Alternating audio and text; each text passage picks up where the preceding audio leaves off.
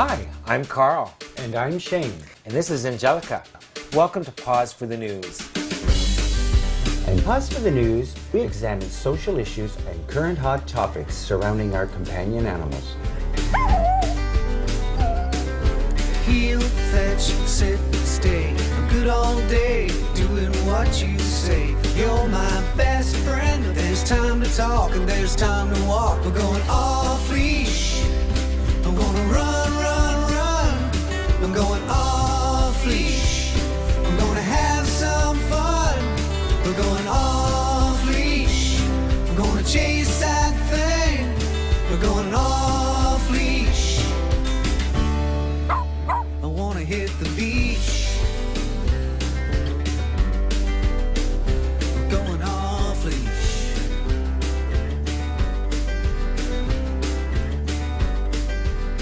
Welcome back to another episode of Paws for the News. I'm Carl, I'm your host, and we're going to travel to British Columbia, Canada, with my good friend here, Bullwinkle.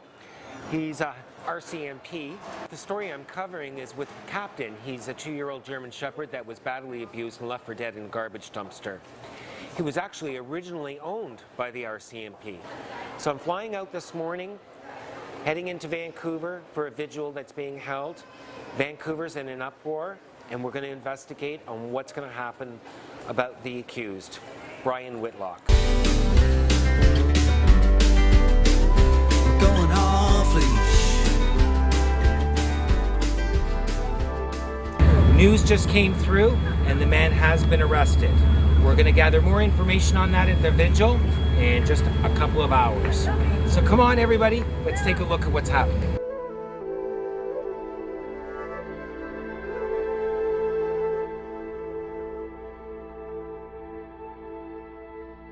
It's been an incredible week. Of course, the initial finding of Captain and just the push from all sorts of veterinary specialists to help save that poor dog, and unfortunately he did undergo a cardiac arrest and passed away. So at that stage our constables shifted their focus to determining, number one, what injuries he had sustained, what might have caused those injuries, and who, if it was a person, who caused those injuries. We were working with the Vancouver Police Department, and just yesterday they informed us that they had located the animal's owner, and he was arrested on an unrelated matter, but it does give our constables the opportunity to speak with him and to ask him questions about Captain.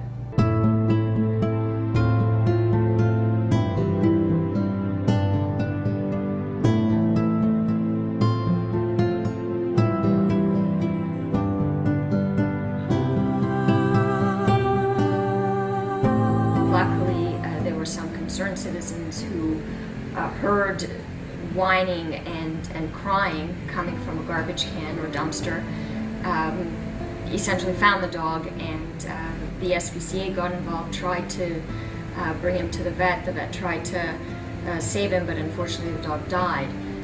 The turnout was absolutely amazing. It was not what I had expected. We were hoping for 50 people, and we got way more than 50 people, and made me feel so good that we put this event on for these people, and they were able to express their emotions and feelings however way they wanted. And we collected toys and I think dog food and beds and blankets, and we have a huge list of emails that we have to email updates, and everybody's just wanting to continue on. It's not just a one-time thing. Everybody wants all of the information. Look, there are hundreds and hundreds of cases, sadly, that never make the news.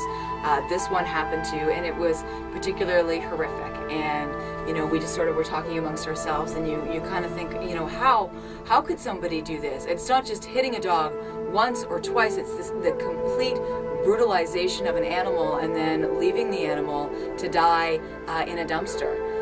Like a piece of garbage, and it's hot, and they think that he was there for about 12 hours clinging to life. And there has been an enormous amount of public outrage and media attention in the past week, which is when this happened.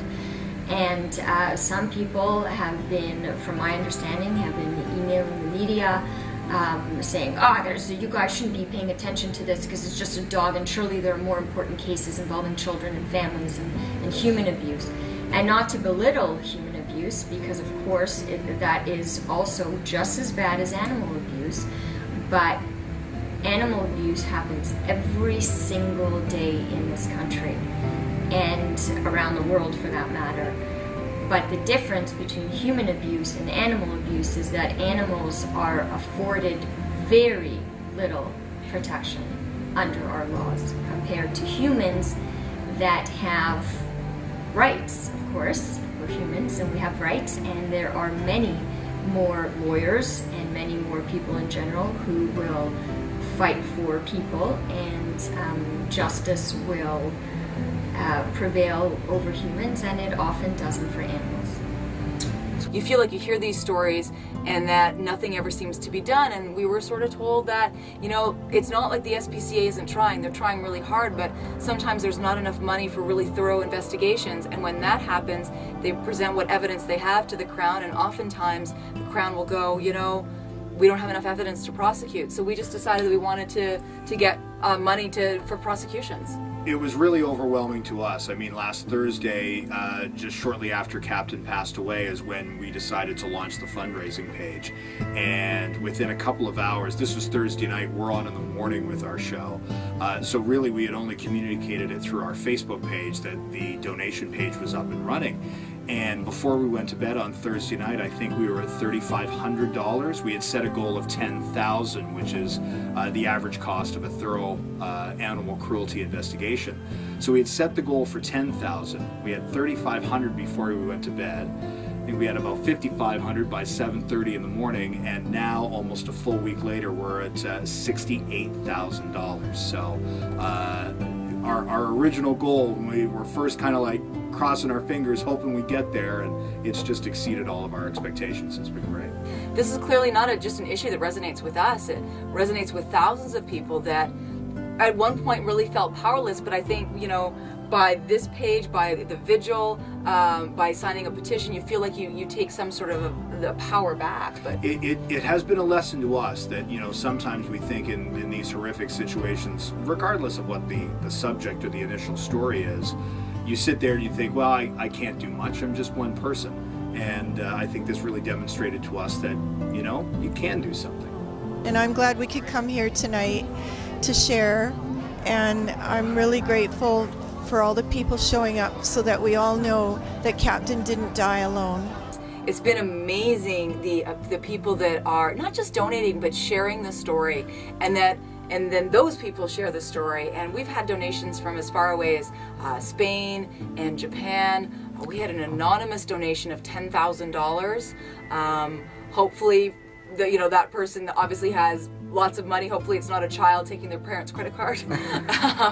But I mean, it's just, you know, it's something that's an easy thing to do, I guess, is to share the word, and then to, you know, make a $5 or $10 donation. And that's what most of them have been. I mean, it was awesome to get the $10,000 donation, but when you break it down, I think the average donation has been about $40.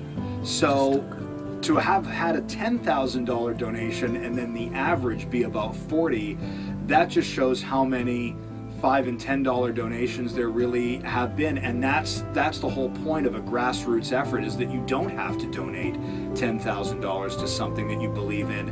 If enough people do it, if that critical mass comes together, a lot of $5 and $10 donations, $1 or $2 donations can go a long way and make a huge difference. It's hard to understand what goes through somebody's head when they commit such a senseless and horrible act. This dog was deemed too friendly by the RCMP, and as such washed out of their program. And from what I'm to understand, that dog was sold to a man in Langley. The initial owner found out that Captain was in fact deaf, and he also found that the dog was too much energy for his older German Shepherd, and so he ran an ad placing the dog with the current owner, and he was sold for $250. The dog was owned for a couple of months, not fed, not looked after very well, and then beaten. I think it's pretty clear that people feel very strongly about animals, whether it's wildlife, companion animals, and that much more legal protection is needed for them, whether that's recognized as animal rights per se. It doesn't matter how you want to coin it, but the important thing is that our legal system should be taking the loss of animals and cruelty against animals very seriously. And from what I've seen in my own private animal law practice is that the law is heading that way, a bit slowly, but it's just a matter of time before the law really adopts a direction that will afford animals much more protection than it currently does. I know we have harsher laws now than we did 2 years ago, but we've got to get even harsher laws and just stop these people from being so cruel to animals. Now, there's some people out there that might kind of say, hey, it's just a dog. I mean, what's going on? How do you kind of address that? This is a pretty big outpouring for a dog. But it's not just a dog. It's a living soul. It's a spirit that was inside of that German Shepherd, and the majority of people are here because they feel endearment towards their pet, and it's part of the family, and it's everything to them. Yep, this one. This is where Captain was found. Captain will be dearly missed, and it's so nice to see so many people come out here and support him.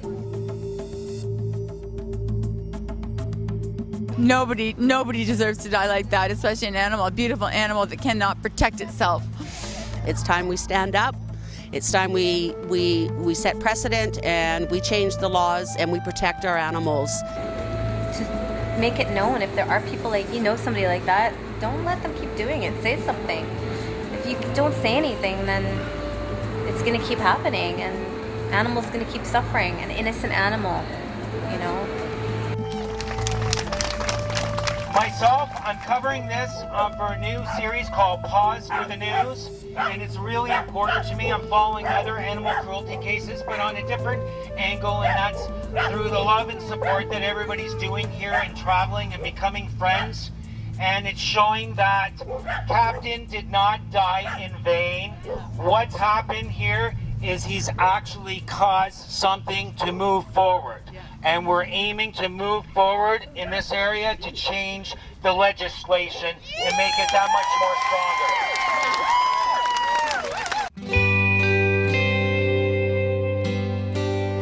stronger. Both of my dogs come from a German Shepherd breeder in Washington State who breeds for police, canine, and sport. So quite serious dogs, excellent temperaments, very good tracking dogs. Well, I have a ferret and a cat. And as crazy as that might sound, they are my kids. They are home. I'm so excited that they're there. I'm so happy that they're there. I talk to them like they understand what I'm saying. Sometimes I'm glad they don't, as I call my rabbit Fatso. I have a Maltese Havanese cross. Oh, okay. A little 12-pound terrier. Okay, 12-pound terrier.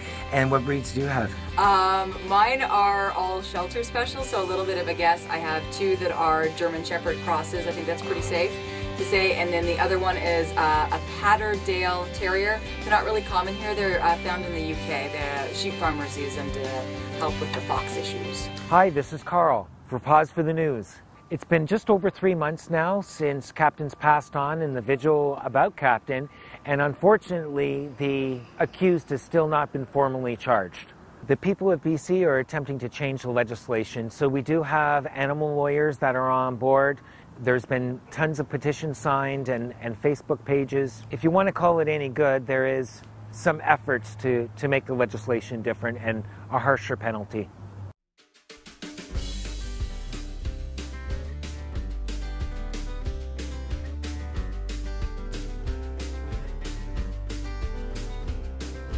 He'll fetch, sit, stay a good all day, doing what you say. You're my best friend. There's time to talk and there's time to walk. We're going off leash.